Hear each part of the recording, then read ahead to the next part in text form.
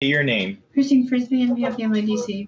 Ms. Frisbee, would you like the court to read the formal reading of the complaint, or did you have the chance to go over the whole complaint with Mr. Landis? I read the complaint in its entirety to Mr. Landis. Mr. Landis, any questions about the charges you're facing and the maximum penalties? No, sir. All right. Any questions about your felony advice of rights that Ms. Frisbee went over with you? No, sir. All right. Felony charge. So you have the right to remain silent. Anything you say can be used against you in the court of law. You have the right to be represented by an attorney. If you can't afford an attorney, one will be appointed to you at public expense. Do you understand those rights? Yes, sir. So it's a felony charge. You're going to hire your own attorney or request a court appointed?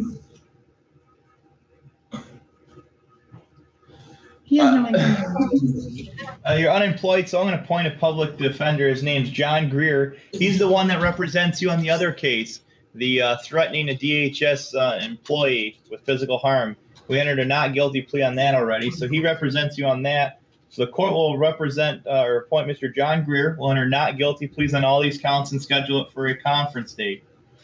That probable cause conference is going to be scheduled for June 3rd at 9:30 a.m. At this hearing, you talk with your attorney about the case and go over case details and raise your defenses.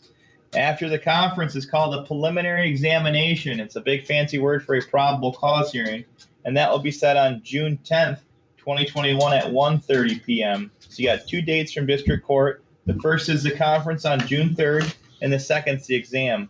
If you bond out, you have to be present at the exam on June 10th at 1:30 p.m. And this is where we address the bond. This is where we address bond. Ms. Frisbee, before the court addresses bond. Mr. Landis lives locally. Looks like he may have some issues with CPS. I'm not sure. He has some other charges pending here that you just mentioned, which Mr. Greer represents him on. His minor children live in this county, and they were removed from him. But he has unfortunately failed to appear for court in the past. All right, so there's bond is set for appearance to make sure you show up for court along with public safety. And they also take into consideration the criminal history on cases. So on this case, they're alleging that you're a habitual offender, fourth offense. So that means that there's 3 prior felony convictions. The court also looks at all factors. One of the factors is on your previous bond, you're not supposed to be engaged in any criminal activity. And you're lodged again. So that you're supposed to behave while you're out on bond or not engage in anything. Sir, yeah. I apologize. They were taking my kids, and I didn't mean for it to escalate like that. I didn't know, but I don't want to say too much, though. I don't want you to say too much because I don't want it to be used against you. Like I said, I'm entering not guilty pleas, and we got to set a bond in this matter for public safety. I'm taking in all the factors I just listed at $25,000, 10%. Yeah, I can't PR this. It's $25,000, 10% cash or surety. So knock on that door, speak with a bail bondsman. Maybe they'll let you out on a, like I said, a surety company may post a bond. 25,000, 10%. 10% cash or surety. Yeah. 20. Holy shit! That's $2,500.